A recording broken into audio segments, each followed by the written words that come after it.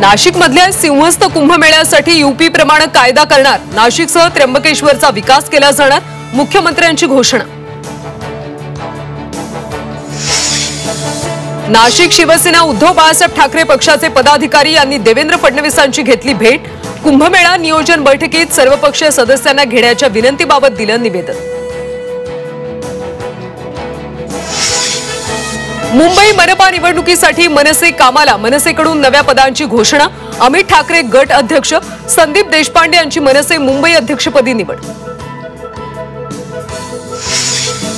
बच्चू कडू यांचं अन्नत्याग आंदोलन तिसऱ्या दिवशी मागे, मुख्यमंत्री देवेंद्र फडणवीसांच्या आश्वासनानंतर आंदोलन मागे, दिव्यांग प्रश्नांवर एप्रिल महिन्यात होणार बैठक।